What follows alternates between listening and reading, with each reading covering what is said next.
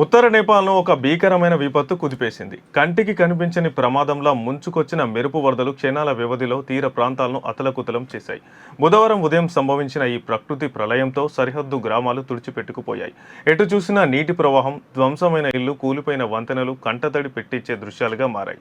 Tibet వైపు నుంచి ఎలాంటి ముందస్తు హెచ్చరికలు లేకుండా ఉప్పొంగి వచ్చిన బోటెకోషే నది నేపాల్లోని రసువా జిల్లాను సర్వనాశనం చేసింది.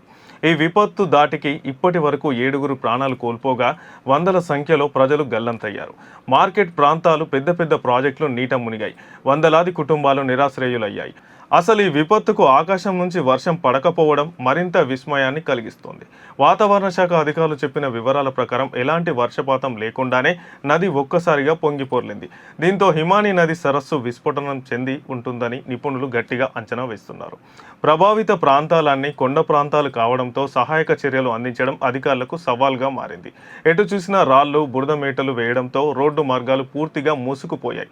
ప్రాణాలను సైతం లెక్క చేయకుండా రంగంలోకి దిగిన నేపాల్ ఆర్మీ సిబ్బంది హెలికాప్టర్ల సహాయంతో రెస్క్యూ ఆపరేషన్ చేపట్టింది. ఇప్పటి వరకు కొంతమందిని సురక్షిత ప్రాంతాలకు తరలించారు.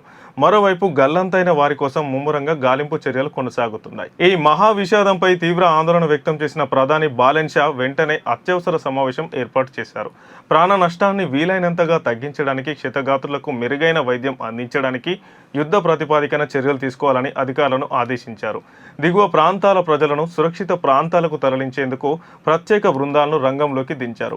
గత ఏడాది కూడా ఇదే నది ఉప్పొంగి 10 మంది ప్రాణాలు కోల్పోవడం గమనార్హం. ప్రస్తుతం ఈ మెరుపు వరదలకు అసలు కారణమేమిటి అనే కోణంలో శాస్త్రవేత్తలు, అధికారులు లోతైన విశ్లేషణలు జరుపుతున్నారు.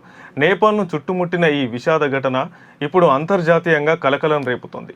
సహాయక చర్యలు ముమ్మరంగా సాగుతున్నప్పటికీ గల్లంతైన వారి ఆచూకీ కోసం కుటుంబ సభ్యులు కన్నీరు మున్నీరవుతున్న దృశ్యాలు హృదయాలను కలిచివేస్తున్నాయి.